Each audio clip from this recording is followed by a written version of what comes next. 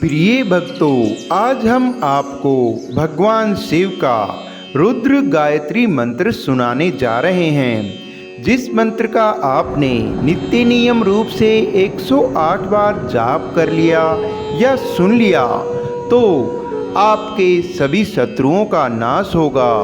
भगवान शिव की आप पर असीम कृपा बरसेगी।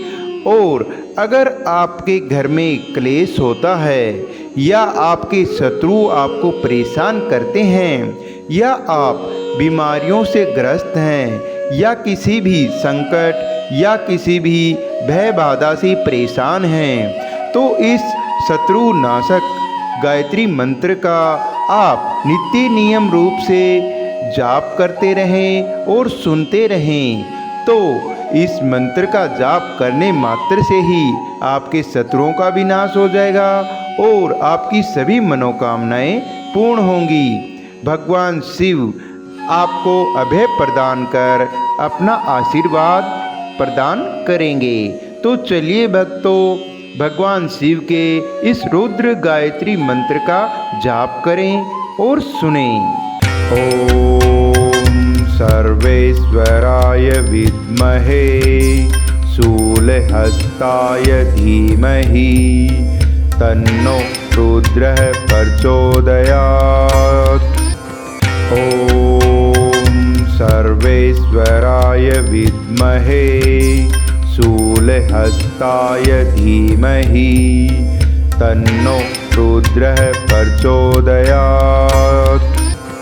ओम सर्वेश्वराय विद्महे शूलहस्ताय धीमहि तन्नो रुद्रः प्रचोदयात्। ओम सर्वेश्वराय विद्महे शूलहस्ताय धीमहि तन्नो रुद्रः प्रचोदयात्। ओम सर्वेश्वराय विद्महे शूलहस्ताय धीमहि तन्नो रुद्रः प्रचोदयात्। ओम सर्वेश्वराय विद्महे शूलहस्ताय धीमहि तन्नो रुद्रः प्रचोदयात्। ओम सर्वेश्वराय विद्महे शूलहस्ताय धीमहि तन्नो रुद्रः प्रचोदयात्। ओम सर्वेश्वराय विद्महे शूलहस्ताय धीमहि तन्नो रुद्रः प्रचोदयात्।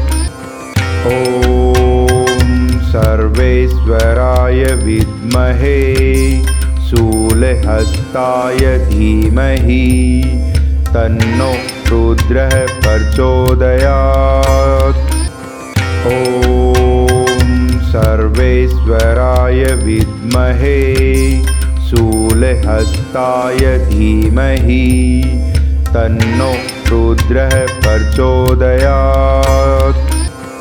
ओम सर्वेश्वराय विद्महे शूलहस्ताय धीमहि तन्नो रुद्रः प्रचोदयात्। ओम सर्वेश्वराय विद्महे शूलहस्ताय धीमहि तन्नो रुद्रः प्रचोदयात्। ओम सर्वेश्वराय विद्महे शूलहस्ताय धीमहि तन्नो रुद्रः प्रचोदयात्। ओम सर्वेश्वराय विद्महे शूलहस्ताय धीमहि तन्नो रुद्रः प्रचोदयात्। ओम सर्वेश्वराय विद्महे शूलहस्ताय धीमहि तन्नो रुद्रः प्रचोदयात्। ॐ सर्वेश्वराय विद्महे शूलहस्ताय धीमहि तन्नो रुद्रः प्रचोदयात्। ॐ सर्वेश्वराय विद्महे शूलहस्ताय धीमहि तन्नो रुद्रः प्रचोदयात्। ॐ सर्वेश्वराय विद्महे शूलहस्ताय धीमहि तन्नो रुद्रः प्रचोदयात्। ॐ सर्वेश्वराय विद्महे शूलहस्ताय धीमहि तन्नो रुद्रः प्रचोदयात्। ॐ सर्वेश्वराय विद्महे शूलहस्ताय धीमहि तन्नो रुद्रः प्रचोदयात्।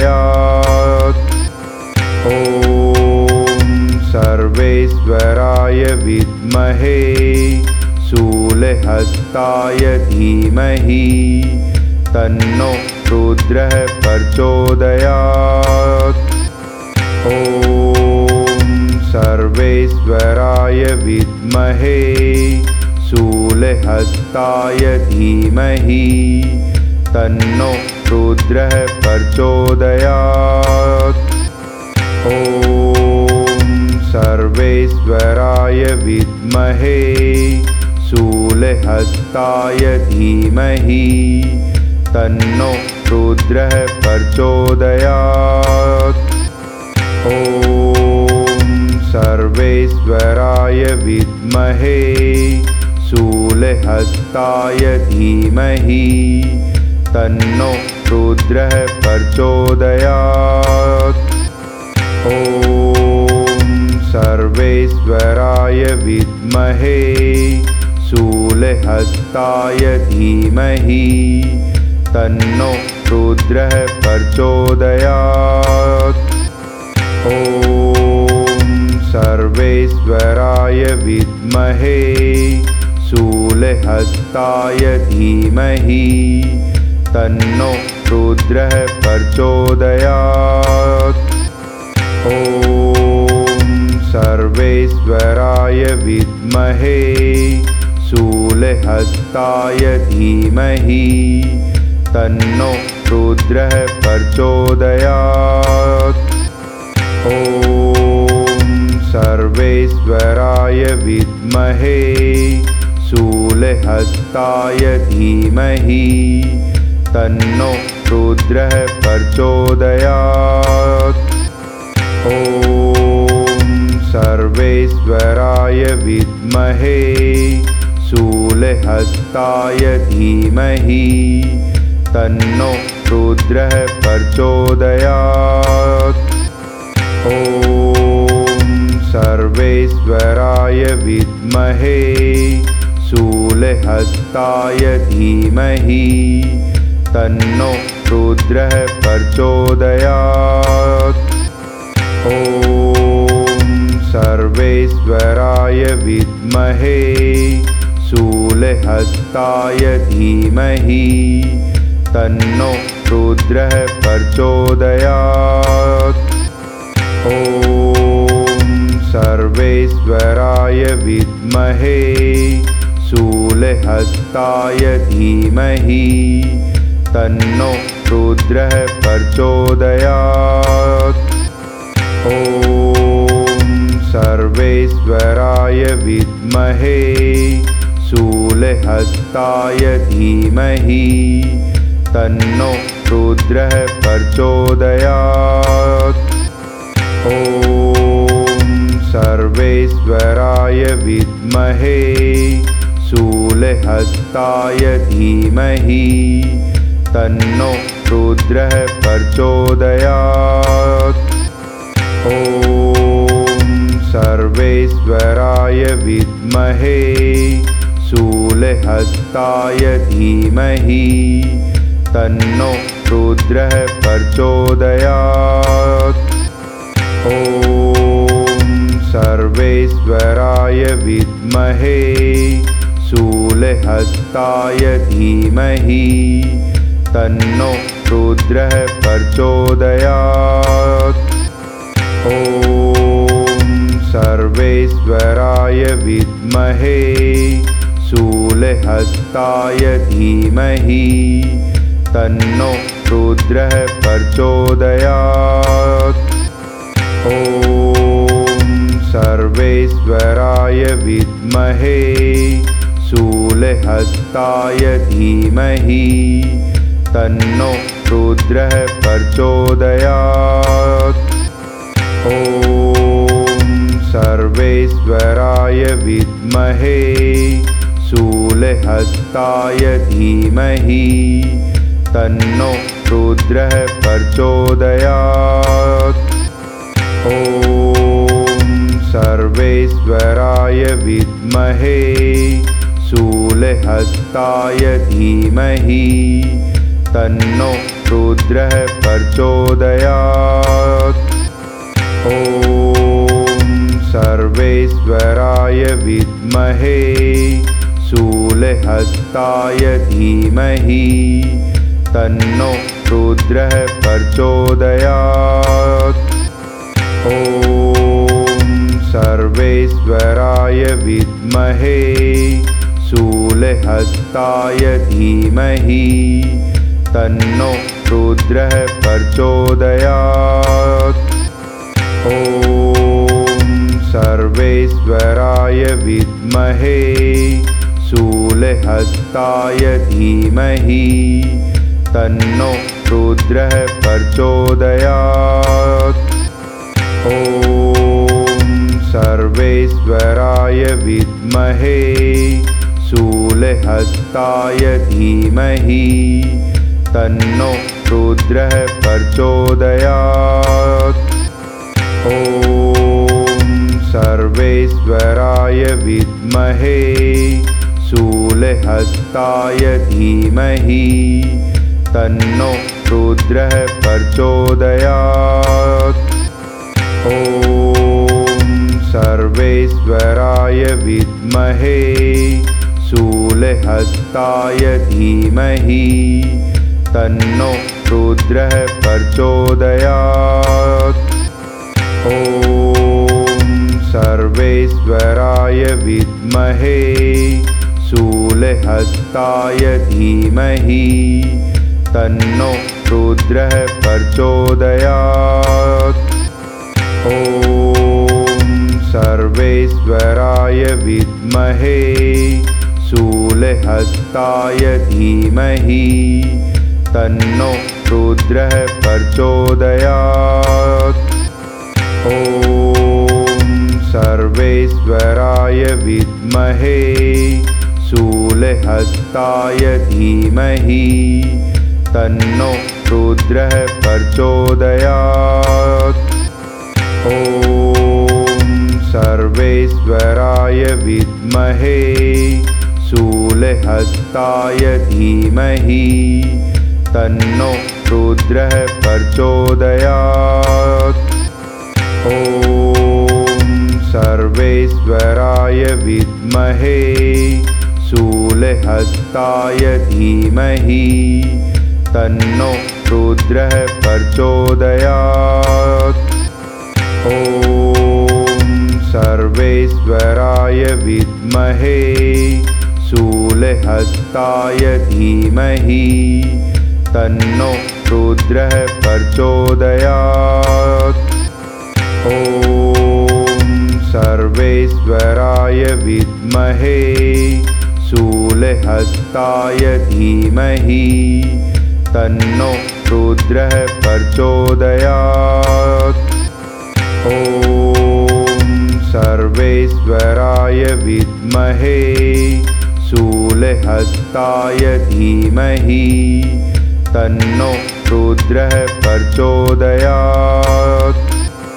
ॐ सर्वेश्वराय विद्महे शूलहस्ताय धीमहि तन्नो रुद्रः प्रचोदयात्।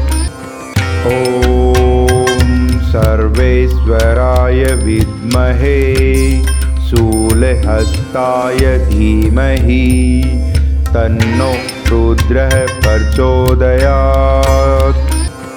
ॐ सर्वेश्वराय विद्महे शूलहस्ताय धीमहि तन्नो रुद्रः प्रचोदयात्। ॐ सर्वेश्वराय विद्महे शूलहस्ताय धीमहि तन्नो रुद्रः प्रचोदयात्।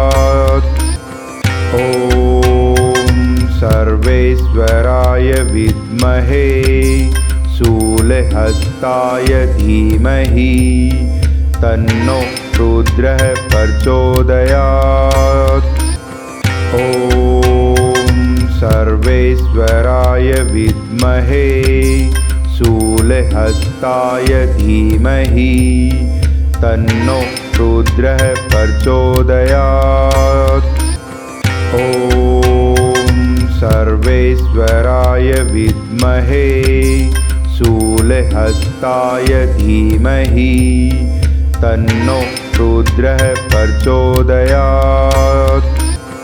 ॐ सर्वेश्वराय विद्महे शूलहस्ताय धीमहि तन्नो रुद्रः प्रचोदयात्। ॐ सर्वेश्वराय विद्महे शूलहस्ताय धीमहि तन्नो रुद्रः प्रचोदयात्।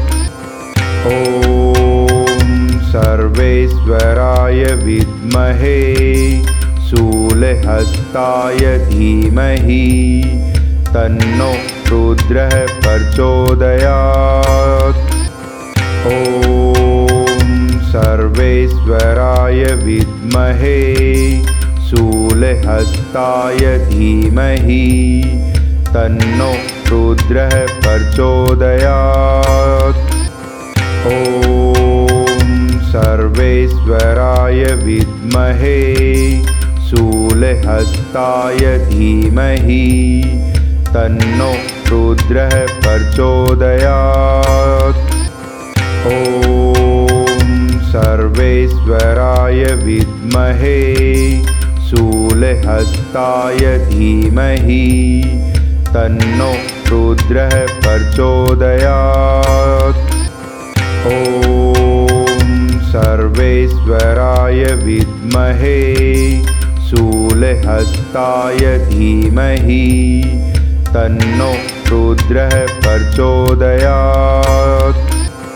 ॐ सर्वेश्वराय विद्महे शूलहस्ताय धीमहि तन्नो रुद्रः प्रचोदयात्। ॐ सर्वेश्वराय विद्महे शूलहस्ताय धीमहि तन्नो रुद्रः प्रचोदयात्। ॐ सर्वेश्वराय विद्महे शूलहस्ताय धीमहि तन्नो रुद्रः प्रचोदयात्। ॐ सर्वेश्वराय विद्महे शूलहस्ताय धीमहि तन्नो रुद्रः प्रचोदयात्। ॐ सर्वेश्वराय विद्महे शूलहस्ताय धीमहि तन्नो रुद्रः प्रचोदयात्।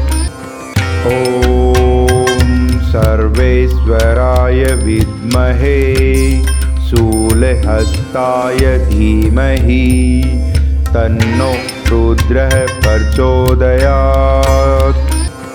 ॐ सर्वेश्वराय विद्महे शूलहस्ताय धीमहि तन्नो रुद्रः प्रचोदयात्। ॐ सर्वेश्वराय विद्महे शूलहस्ताय धीमहि तन्नो रुद्रः प्रचोदयात्। ॐ सर्वेश्वराय विद्महे शूलहस्ताय धीमहि तन्नो रुद्रः प्रचोदयात्। ॐ सर्वेश्वराय विद्महे शूलहस्ताय धीमहि तन्नो रुद्रः प्रचोदयात्। ॐ सर्वेश्वराय विद्महे शूलहस्ताय धीमहि तन्नो रुद्रः प्रचोदयात्। ॐ सर्वेश्वराय विद्महे शूलहस्ताय धीमहि तन्नो रुद्रः प्रचोदयात्। ॐ सर्वेश्वराय विद्महे शूलहस्ताय धीमहि तन्नो रुद्रः प्रचोदयात्। ॐ सर्वेश्वराय विद्महे शूलहस्ताय धीमहि तन्नो रुद्रः प्रचोदयात्। ॐ सर्वेश्वराय विद्महे शूलहस्ताय धीमहि तन्नो रुद्रः प्रचोदयात्। ॐ सर्वेश्वराय विद्महे शूलहस्ताय धीमहि तन्नो रुद्रः प्रचोदयात्।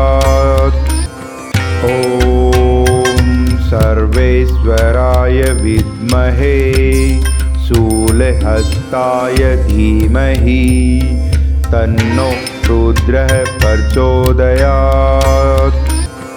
ॐ सर्वेश्वराय विद्महे शूलहस्ताय धीमहि तन्नो रुद्रः प्रचोदयात्।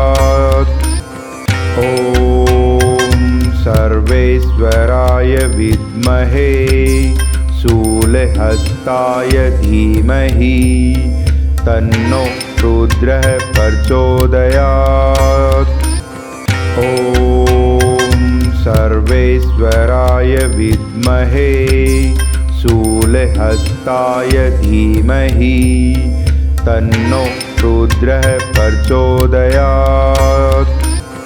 ॐ सर्वेश्वराय विद्महे शूलहस्ताय धीमहि तन्नो रुद्रः प्रचोदयात्।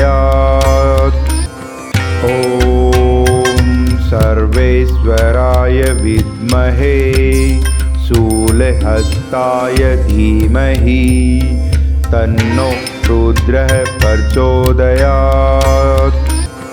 ॐ सर्वेश्वराय विद्महे शूलहस्ताय धीमहि तन्नो रुद्रः प्रचोदयात्।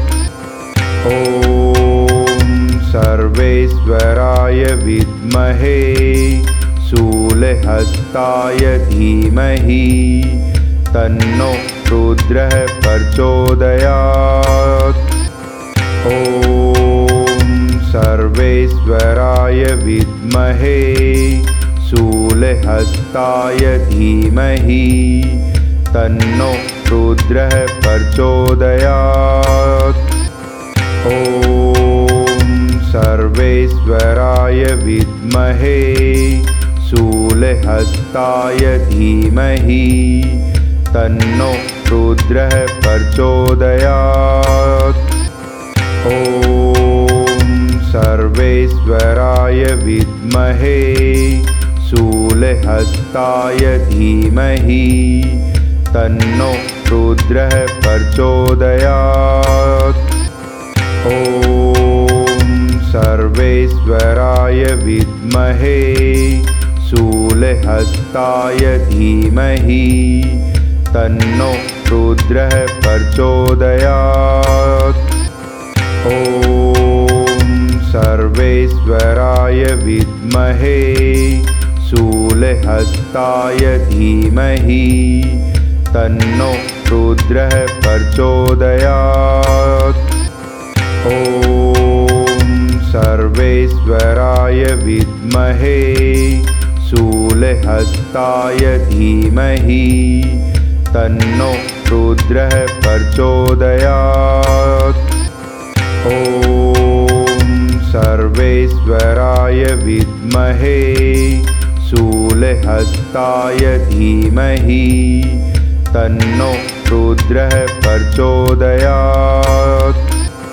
ॐ सर्वेश्वराय विद्महे शूलहस्ताय धीमहि तन्नो रुद्रः प्रचोदयात्। ॐ सर्वेश्वराय विद्महे शूलहस्ताय धीमहि तन्नो रुद्रः प्रचोदयात्। ॐ सर्वेश्वराय विद्महे शूलहस्ताय धीमहि तन्नो रुद्रः प्रचोदयात्। ॐ सर्वेश्वराय विद्महे शूलहस्ताय धीमहि तन्नो रुद्रः प्रचोदयात्।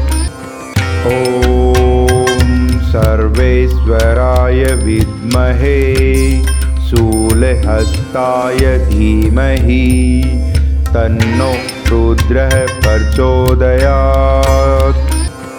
ॐ सर्वेश्वराय विद्महे शूलहस्ताय धीमहि तन्नो रुद्रः प्रचोदयात्।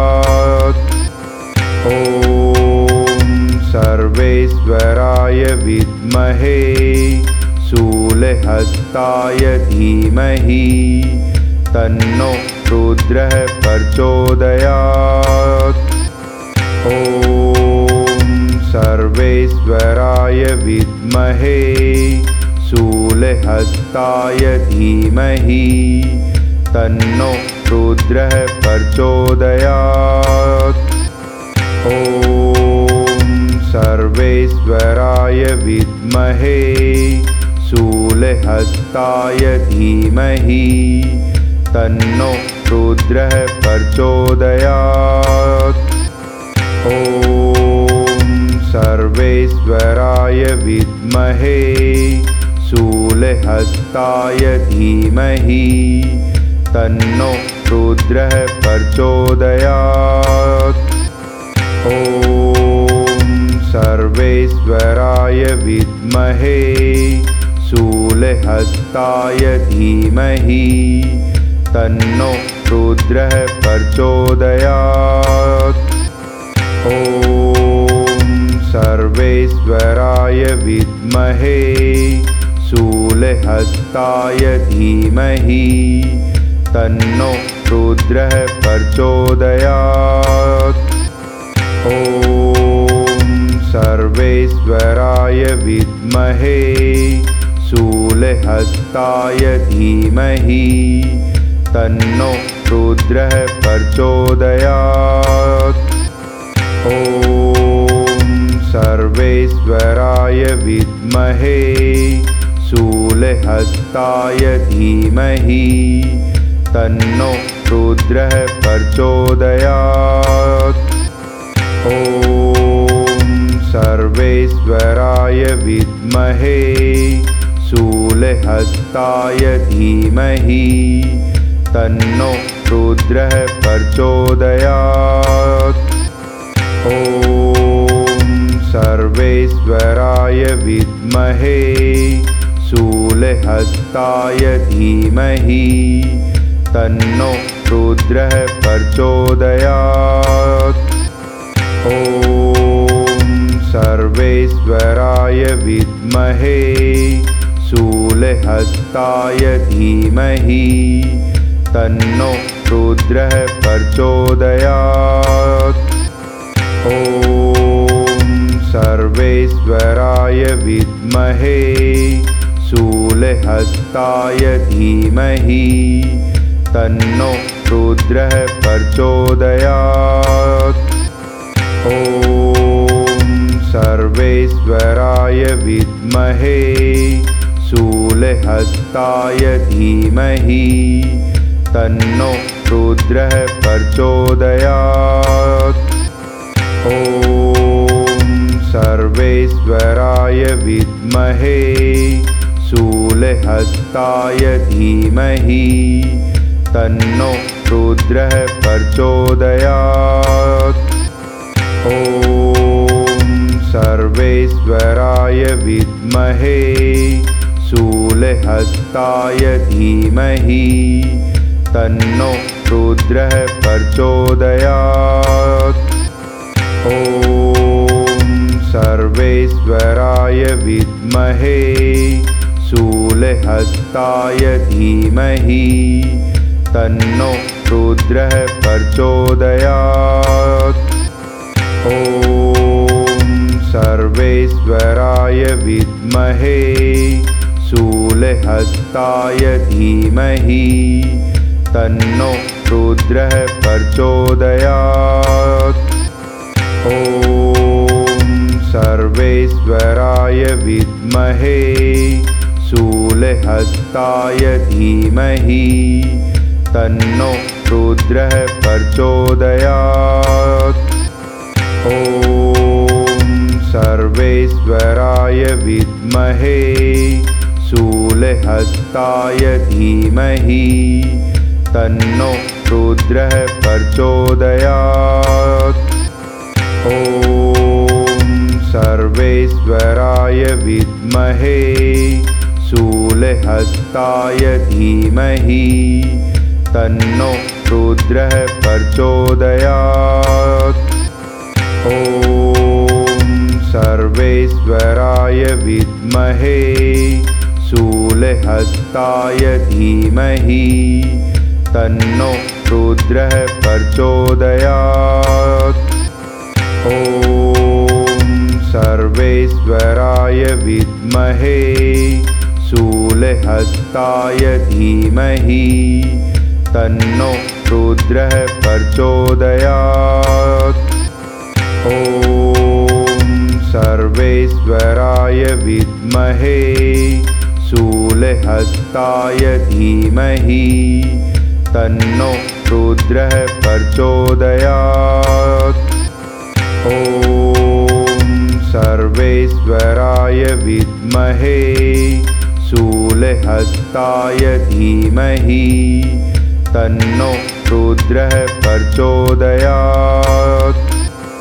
ॐ सर्वेश्वराय विद्महे शूलहस्ताय धीमहि तन्नो रुद्रः प्रचोदयात्। ॐ सर्वेश्वराय विद्महे शूलहस्ताय धीमहि तन्नो रुद्रः प्रचोदयात्। ॐ सर्वेश्वराय विद्महे शूलहस्ताय धीमहि तन्नो रुद्रः प्रचोदयात्। ॐ सर्वेश्वराय विद्महे शूलहस्ताय धीमहि तन्नो रुद्रः प्रचोदयात्।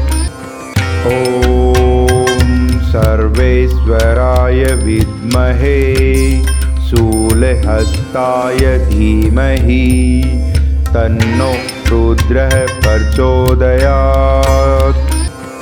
ॐ सर्वेश्वराय विद्महे शूलहस्ताय धीमहि तन्नो रुद्रः प्रचोदयात्।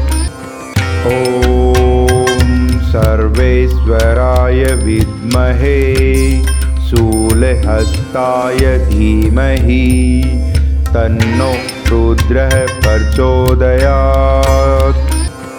ॐ सर्वेश्वराय विद्महे शूलहस्ताय धीमहि तन्नो रुद्रः प्रचोदयात्। ॐ सर्वेश्वराय विद्महे शूलहस्ताय धीमहि तन्नो रुद्रः प्रचोदयात्।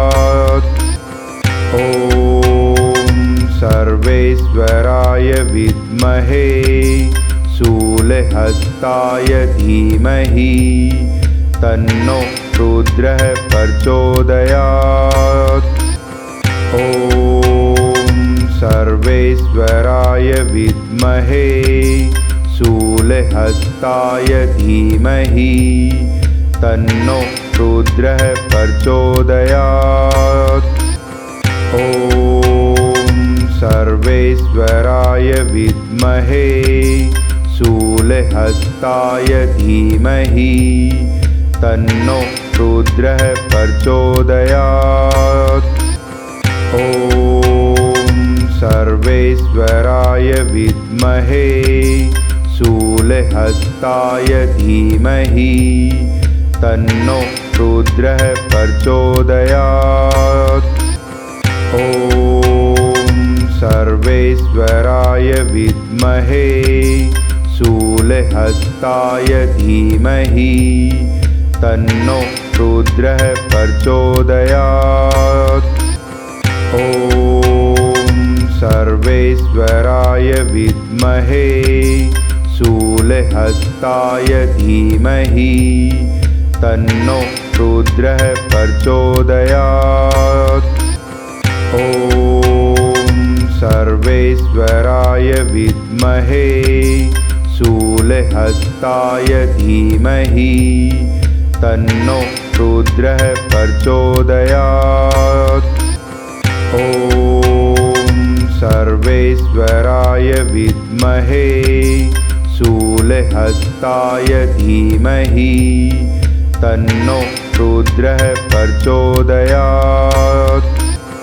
ॐ सर्वेश्वराय विद्महे शूलहस्ताय धीमहि तन्नो रुद्रः प्रचोदयात्।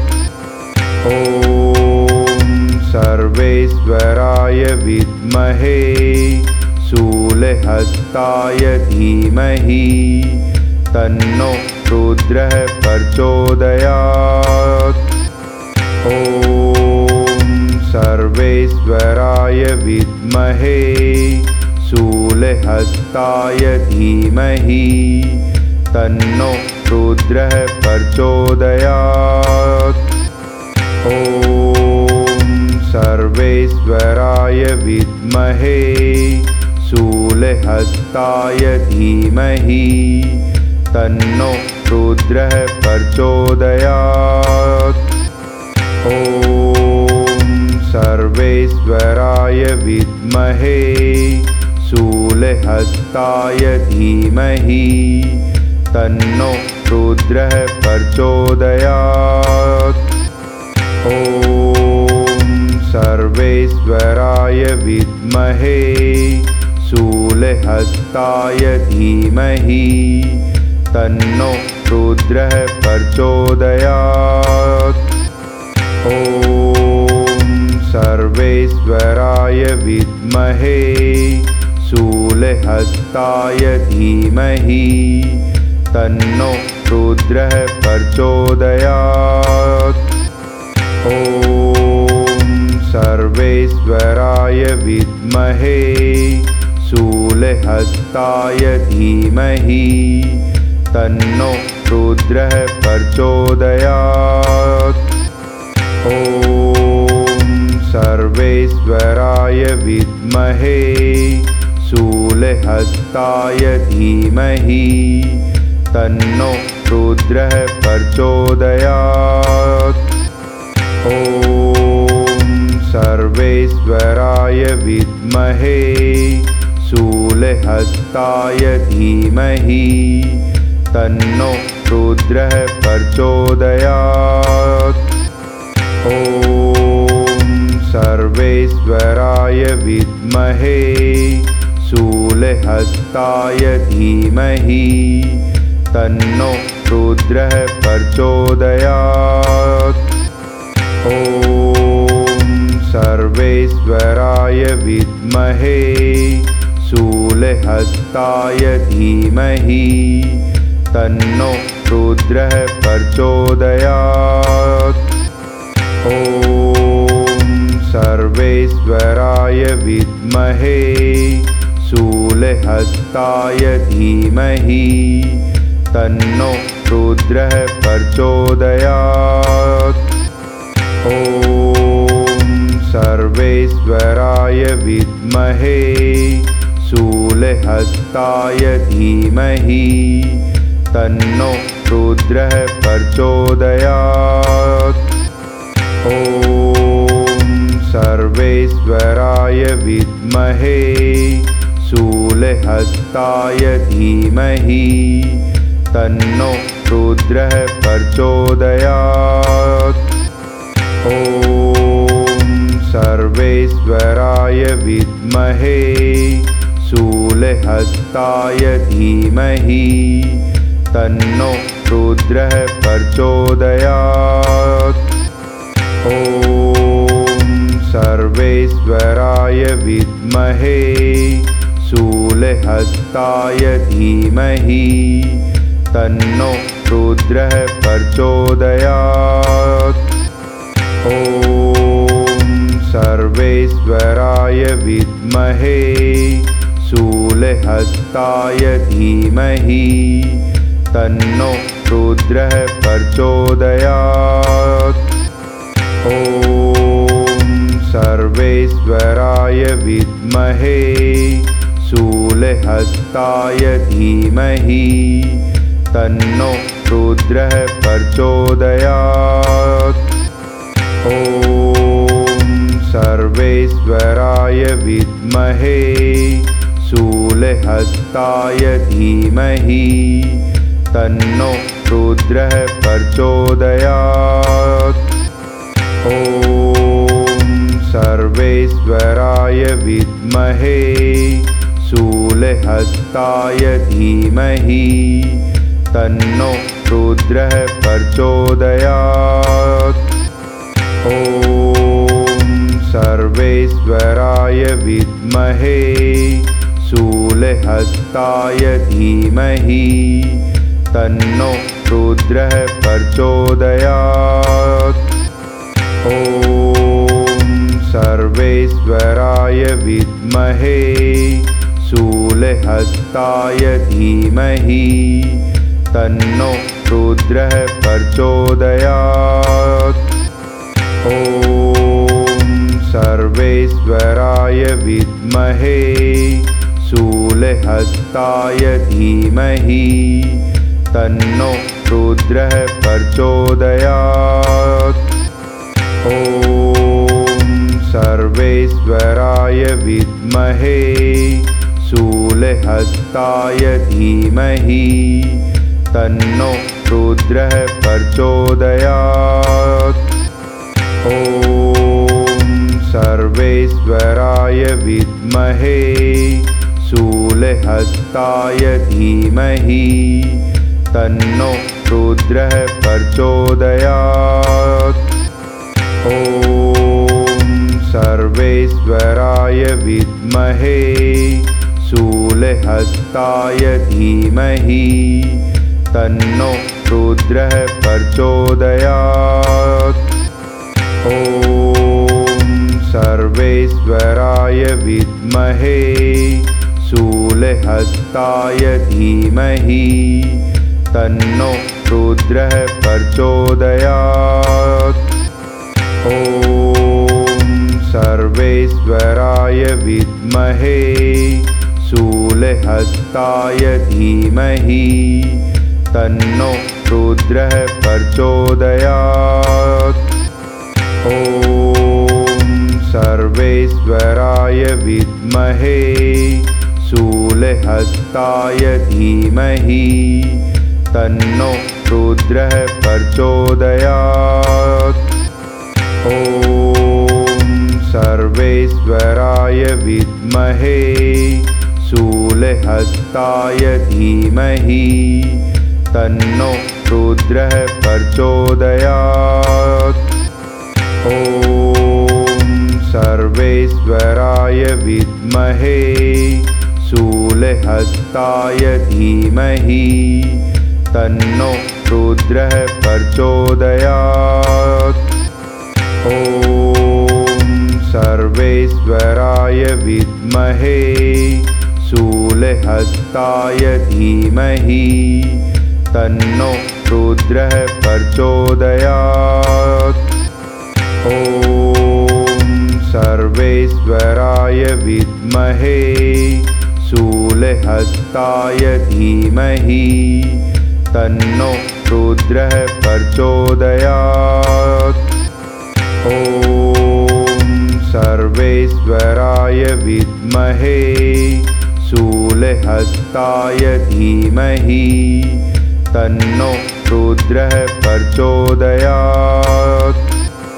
ॐ सर्वेश्वराय विद्महे शूलहस्ताय धीमहि तन्नो रुद्रः प्रचोदयात्। ॐ सर्वेश्वराय विद्महे शूलहस्ताय धीमहि तन्नो रुद्रः प्रचोदयात्। ॐ सर्वेश्वराय विद्महे शूलहस्ताय धीमहि तन्नो रुद्रः प्रचोदयात्। ॐ सर्वेश्वराय विद्महे शूलहस्ताय धीमहि तन्नो रुद्रः प्रचोदयात्। ॐ सर्वेश्वराय विद्महे शूलहस्ताय धीमहि तन्नो रुद्रः प्रचोदयात्।